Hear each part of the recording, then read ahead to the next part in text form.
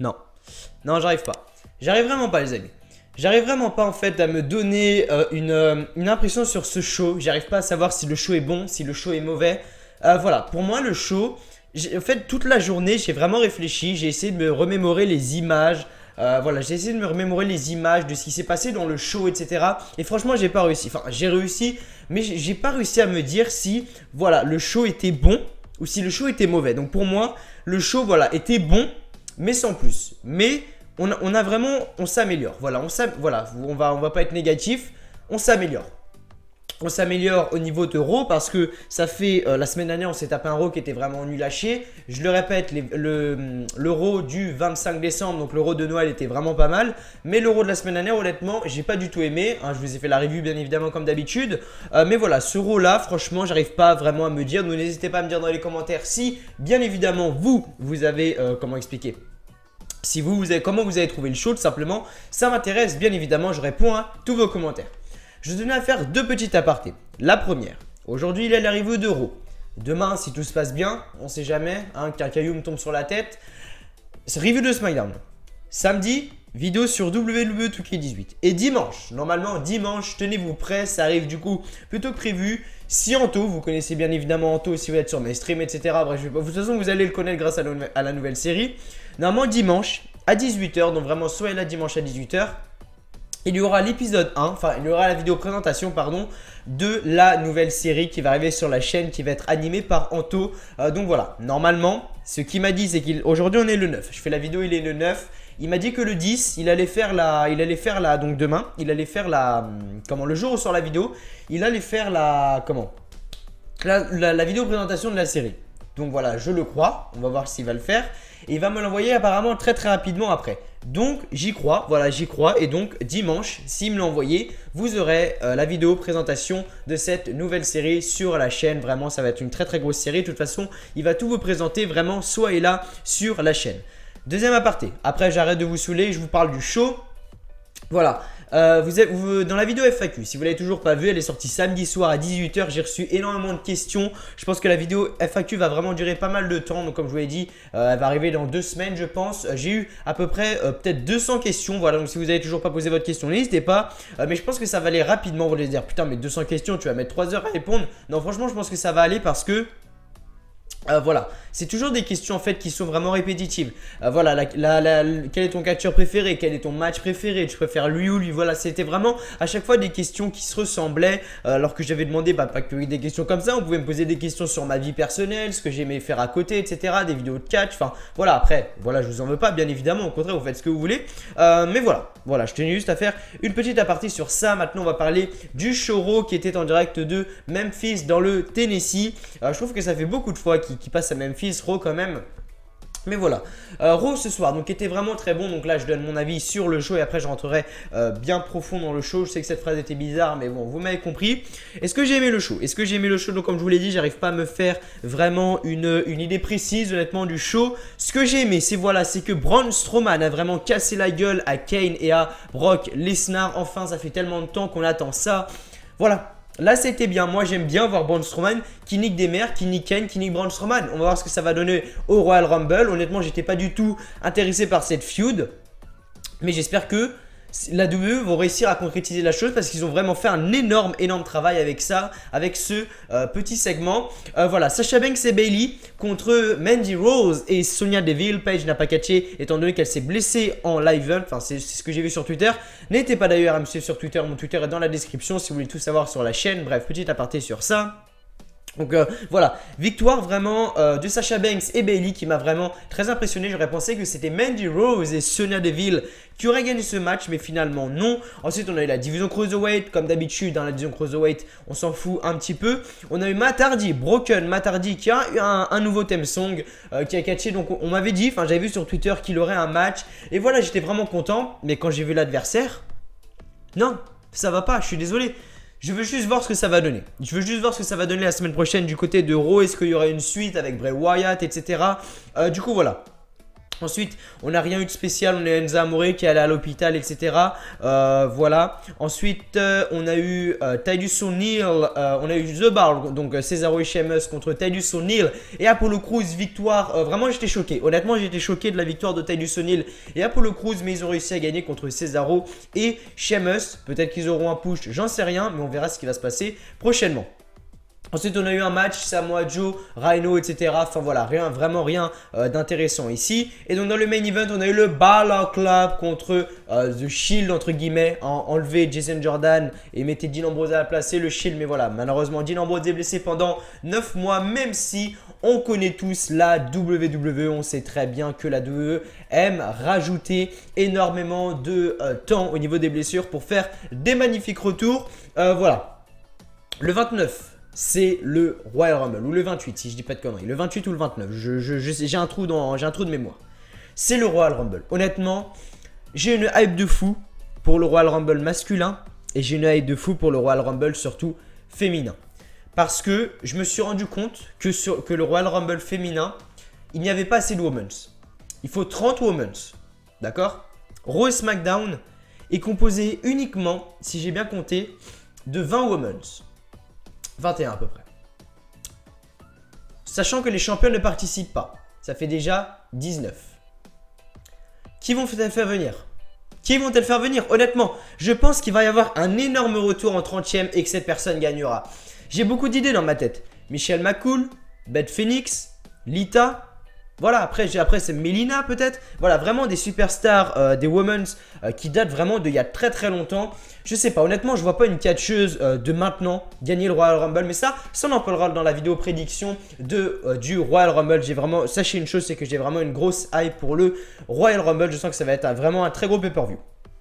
Voilà les amis, on va rentrer tout de suite donc dans la review plus profondément du show. Voilà, merci à tous d'être là sur cette vidéo. Comme d'habitude, je vous remercie énormément. N'oubliez pas de vous abonner si vous venez de me découvrir. Voilà, review de Raw, review de SmackDown, vidéo sur Tuki 18, des séries, voilà un peu, des vidéos exclusives à la chaîne. Vraiment, tout ce qui est en rapport avec la WWE. Si tu n'es toujours pas abonné, vraiment, abonne-toi à la chaîne, voilà tout simplement. Like cette vidéo si vous ne l'avez toujours pas fait, likez cette vidéo. Merci à vous si vous le faites. N'hésitez pas à mettre un petit commentaire voilà, pour me dire ce que vous avez pensé du show, etc. Ce que vous avez pensé de la vidéo, ce que je pourrais améliorer, etc. Bon, bref, voilà, merci à vous. Je suis déjà quasiment presque à 8 minutes de blabla, les amis. Du coup, voilà.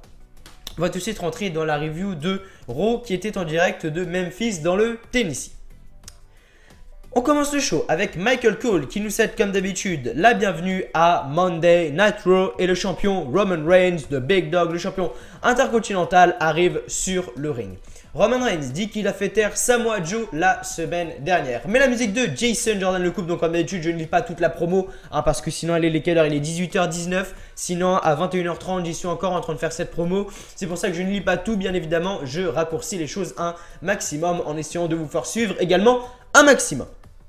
La musique de Jason Jordan le coupe et donc il arrive. Jason Jordan qui dit qu'il a des frissons pour la première fois de sa vie car il a l'impression d'être quelqu'un d'important. C'est sûr que quand tu es entre les mains de Seth Rollins et Roman Reigns, c'est sûr qu'à la WWE tu peux te faire push facilement. Donc Jason Jordan dit que Reigns a prouvé que c'est son jardin ici. Au nom de lui, Rollins veut lui dire merci. Voilà que The Architect Seth Rollins arrive et dit qu'il apprécie ce que Jason Jordan veut faire, mais il doit encore apprendre. Et la musique de Finn Balor arrive et le Balor Club arrive et Kurt Angle ensuite arrive. Voilà, parce que ça commençait à partir en clash entre guillemets. Et Kurt Angle arrive et nous dit que donc ce soir on aura un match entre le Balor Club et le Shield entre guillemets. Voilà. Donc très bon opener pour moi de la part du show. Vraiment c'était un très bon opener. Du coup voilà, la deuxième chose qu'on a eu, c'était pas mal également. Bayley et Sasha Banks contre Mandy Rose et Sonya Deville accompagnés de Paige. Sasha Banks et Bayley, franchement ça m'a, je vais pas dire choqué, mais ça m'a vraiment impressionné que Sasha Banks et Bayley aient gagné. J'aurais vraiment pensé que Mandy Rose et Sonya Deville qui sont du côté des Absolution auraient gagné ce match. Mais non, finalement c'est Sasha Banks et Bayley. Magnifique fin, donc Sasha Banks qui a apporté un bank statement à Mandy Rose si je dis pas de conneries. Ouais, je crois que c'est ça, je crois que c'est à Mandy Rose, je sais plus. Mais du coup voilà, Sasha Banks et Bayley gagnent ce match. J'ai vu également une chose vraiment très décevante pour les fans de Bayley. La WWE avait une idée, donc au début de l'année 2017, enfin vers avril-mai, de push Bayley. Désolé s'il y a un bug, un truc dans le micro qui vous a fait mal aux oreilles si vous écoutez avec un casque. Parce que quand je comme ça, normalement il y a des bugs. Alors attendez, je regarde vite fait Audacity. Oui, ça l'a fait. Mais voilà, je suis désolé. Donc voilà, j'ai vu que la WWE depuis mai avait vraiment l'idée de push Bayley, mais finalement, ils ont vraiment eu l'idée très rapidement de dépush Bayley. Donc Bayley, honnêtement, je suis pas là pour décevoir les fans de Bayley, mais honnêtement, elle n'a plus aucun avenir à la WWE et ça c'est vraiment très triste car c'est vraiment un très gros talent dans le ring comme on aurait pu le voir à NXT. Mais ça j'en parlerai plus tard peut-être dans une vidéo spéciale, peut-être. Donc en coulisses, Goldust et Cedric Alexander discutent. La division Cruiserweight, comme d'habitude, on se fout de notre gueule en plus parce que la division Cruiserweight c'est fait pour les personnes qui font. Donc en Angleterre, c'est. En Angleterre, n'importe quoi, aux États-Unis, c'est. Goldust il doit faire quoi, 240 pounds peut-être. Et la limite maximum de la division 205 Live, c'est 205 pounds. On se fout de notre gueule. Depuis quand Goldust doit être dans la division Cruiserweight? Déjà, juste ça, ça cloche. Et juste ça, déjà, ça fait que la division Cruiserweight, je n'ai pas envie de la regarder. Ensuite, on a un match. Broken Matt Hardy reste quand même Broken Matt Hardy, même s'il affronte le plus gros jobber de la WWE, qui est vraiment dommage parce que Kurt Hawkins, je vais pas dire que je l'aime bien, mais c'est vraiment dommage de voir dans la position qu'il est. Honnêtement, Kurt Hawkins, moi, j'aurais pas fait ça. Ah, petite tweet de Charlotte Flair, machin. Je lirai après, bien évidemment. Charlotte Flair, mon amour. Donc, Matt Hardy contre Kurt Hawkins. À la fin du combat, Matt lui fait son Twist of Fate pour le compte de 3. Et donc, Matt Hardy a gagné ce match. Mais il n'y avait vraiment rien d'impressionnant dans ce match. Après la lumière, ça c'est ce qui était vraiment intéressant. Après la lumière se ferme et Bray Wyatt se retrouve sur le ring. Et Bray Wyatt et Matt commencent à rigoler sur le ring. Donc j'avoue que ça, c'était vraiment un moment très gênant. J'aurais pensé que Bray Wyatt aurait attaqué. J'aurais pensé que Bray Wyatt aurait attaqué Matt Hardy ou quoi, mais non. Ils se sont mis en face comme ça, Matt Hardy en train de rigoler comme d'habitude avec sa gimmick, sa broken gimmick. Et Bray Wyatt en train de rigoler également. Voilà. Je veux juste voir ce que ça va donner. Je veux juste voir ce que ça va donner prochainement. J'ai pas trop confiance honnêtement. Voilà, ils avaient dit, enfin, la WWE a dit qu'il laissait champ libre à Matt Hardy et que Matt Hardy devait faire sa broken gimmick lui-même. Mais je sens quand même que Vince McMahon est quand même derrière ça et qui gère quand même à moitié la broken gimmick. De toute manière, Vince McMahon voudra toujours gérer tout à la WWE car c'est son business, ce sont ses affaires. De retour, Elias est sur le ring et nous joue de la guitare. Elias dit comme d'habitude qu'il veut marcher avec lui. We want to walk with Elias. Il est ici à Memphis et se demande pourquoi. C'est important. Le Miz to Rage et le Miz arrive. Voilà, c'est ce que je vais mettre en titre en premier. Le retour du Miz les amis, car oui, le Miz est de retour ce soir à Memphis dans le Tennessee. Il n'était pas là pendant à peu près 1 mois et demi comme Becky Lynch, car Becky Lynch et The Miz ont fait un film qui s'appelle La Marine 6 si je me trompe pas, si je dis pas de conneries. Donc ils ont fait un film tous les deux, c'est pour ça qu'ils ont été absents pendant à peu près un peu plus d'1 mois. Et donc le Miz est là ce soir à Raw. Il a une nouvelle coupe de cheveux, honnêtement je préférais l'ancienne, voilà je préférais parce que là, si vous voulez il est un peu coiffé comme moi, si vous voulez. Vous voyez la coupe qu'il avait le Miz en 2010, 2012, voilà, la coupe vraiment courte, il a la même.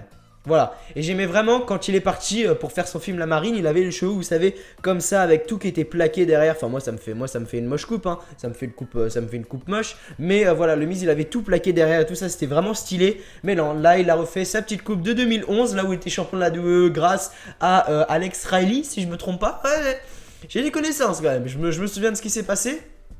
Mais voilà, rien de spécial ici. Donc, le Miz demande si on lui a manqué et donc la foule approuve. Moi, le Miz, honnêtement, il m'a manqué. Honnêtement, quand il n'y a pas quelque chose, quand il n'y a pas un raw sans le Miz, tu vois, c'est comme manger une pizza sans sauce. Enfin, vous savez, sans les trucs épicés, là. C'est comme manger parce que moi j'aime beaucoup manger épicé. Je sais que vous en battez les couilles, mais j'adore manger épicé. C'est pour ça que KFC est mon fast-food préféré, parce que j'adore manger. Voilà, c'est comme si tu mangeais au KFC et que tu mangeais pas de poulet. C'est pareil, c'est la même chose, bref. Donc le Miz nous souhaite la bienvenue au Miz TV. Et le Miz dit qu'il est de retour. Il veut remercier l'effort des deux personnes. Ses invités pour ce soir sont donc Bo Dallas et Kurt Saxel. Bref, grosse promo du Miz comme d'habitude. Magnifique au micro, le Miz comme d'habitude. Et donc, il parle de son règne de champion, il dit que l'année 2017 a été fantastique pour lui car il a réussi à garder le titre intercontinental comme il le voulait, etc. Même si en fin d'année, il l'a perdu contre Roman Reigns. Mais voilà, il ne s'est rien passé de spécial ensuite. En coulisses, on retrouve le Balor Club, Finn Balor, Luke Gallows et Carl Anderson. Et Finn Balor dit qu'il faut parler de stratégie ce soir. Le trio discute de leur passé. Et Finn Balor dit que ce soir, ils ont la chance de prouver que 2008 est l'année du Balor Club. De retour, Enzo arrive le premier. Enzo nous dit qu'il est tombé malade et qu'il a passé son nouvel an à l'hôpital. Au moins, Cédric Alexander est toujours vivant. Il a profité de sa soupe à l'hôpital et il a raté Raw. Il a vu Raw avec le The Train contre Cédric Alexander et Goldust. Ça l'a frappé et il comprend Alexander fait équipe avec Goldust comme il veut être plus près de l'or. Mais c'est la seule qu'il aura pour 2018. Enzo dit qu'il va rester le champion et Alexander est soft. S-A-W-F-T. Putain, mais quand est-ce que Big Cass revient et quand est-ce qu'ils les remettent ensemble? Sérieusement, je pense que ça n'arrivera jamais, mais c'est ce qu'il faut faire. Bref, donc on a un match entre Enzo Amore contre Cédric Alexander. Le match est terminé en décompte à l'extérieur. Donc Enzo Amore conserve le titre, mais Cédric Alexander gagne le match. Jusque-là, je pense que tout va bien et je pense que vous me suivez. Soit Enzo Amore est un putain d'acteur, soit il s'est vraiment fait mal. Sur le ralenti, on peut voir que Cédric Alexander fait son truc là au-dessus de la troisième corde, là son espèce de moonsault au-dessus de la troisième corde, enfin son espèce de tourbillon au-dessus de la troisième corde, je sais pas comment ça s'appelle. Je m'intéresse pas du tout, honnêtement, la division Cruiserweight c'est un truc qui me dérange, honnêtement, si ça pouvait pas être là et qui pouvait donner plus de choses, plus de longues, voilà, plus de choses intéressantes et enlever cette putain de merde, honnêtement je serais content. Bref, et donc Alexander se lance en suicide sur Enzo, mais Enzo semble blessé à la cheville. Enzo refuse l'aide du médecin et du coup voilà. L'arbitre fait le compte de 10, mais voilà. Enzo saignait également tout au niveau de l'œil gauche ou l'œil droit si je me trompe plus. Mais voilà, il saignait vraiment. J'ai hâte de voir ce qui va se passer honnêtement, mais j'en ai vraiment pas grand chose à foutre. Donc Enzo reste le champion et reçoit l'aide du médecin. De retour en coulisses, Enzo est avec le médecin et Nia Jax arrive pour avoir des nouvelles. Enzo dit qu'il va bien, mais commence à hurler quand Nia quitte. La phrase d'Anto est vachement française. On va la supprimer, hein. Bref, de retour en coulisses, Kurt Angle est avec Cesaro. Voilà, c'est supprimé, merci. Voilà, c'est mieux comme ça. De retour en coulisses, Kurt Angle est avec Cesaro et Sheamus, les amis. Donc bref, Cesaro et Sheamus dit comme d'habitude, la semaine dernière tu nous as dit qu'on allait avoir un rematch pour le titre, c'est du favoritisme, machin. Là tu les mets dans un match, un 3 contre 3, voilà. Ils râlent, voilà, deux barres râlent parce qu'ils n'ont pas une chance au titre. Et donc voilà.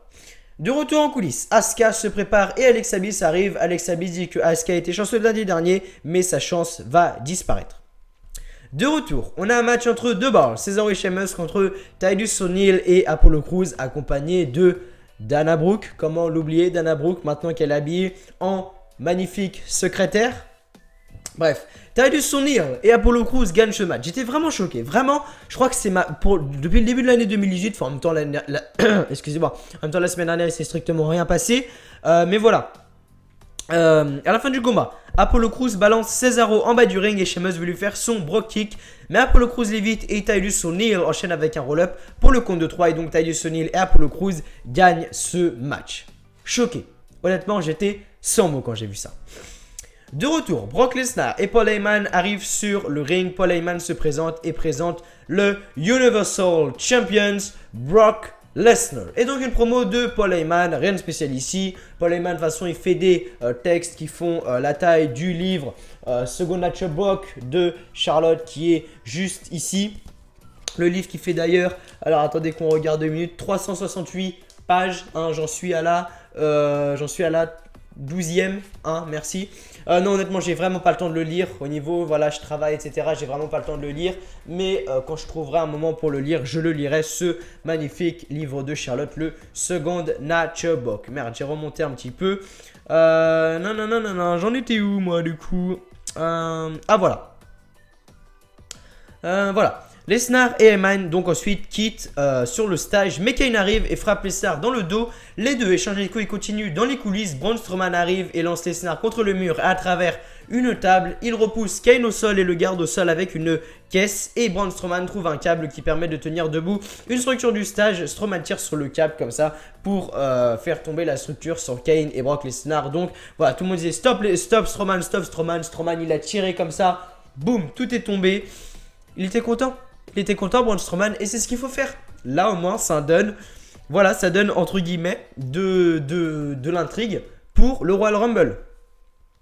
Voilà, alors attendez, je regarde un truc. Oui, ça l'a fait. Bref, pour le Royal Rumble. Donc ensuite, ce qui s'est passé, c'est que les médecins sont arrivés. Voilà, les médecins sont arrivés pour donc civière, pour Brock Lesnar, machin. Kane, par contre, il était à l'autre bout de la salle. Il était en train de mourir, le mec, il était en train de ramper. Il n'y avait personne, hein. Tout le monde s'en foutait de lui. Mais voilà, Braun Strowman, il l'a emmené dans une ambulance, direct à l'hôpital. Mais Kane, par contre, il était en train de mourir, honnêtement. Mais personne n'était là pour le sauver. Par contre, Kane, voilà, rien de spécial juste ici, mais voilà. Vraiment un très très bon segment, je pense que c'est le meilleur segment de la soirée. Je sais pas, j'hésite vraiment à mettre soit le retour du Miz, soit destruction de Strowman parce qu'il a vraiment tout niqué honnêtement. Je verrai. C'est la surprise. Samoa Joe contre Rhino, accompagné de Heath Slater. Samoa Joe gagne comme d'habitude avec sa coquine à clutch pour faire taper Rhino. Après le combat, Charlie Caruso demande les commentaires à Samoa Joe. Samoa Joe dit que lundi dernier, ce n'était pas une défaite, c'était une victoire pour la bonne cause.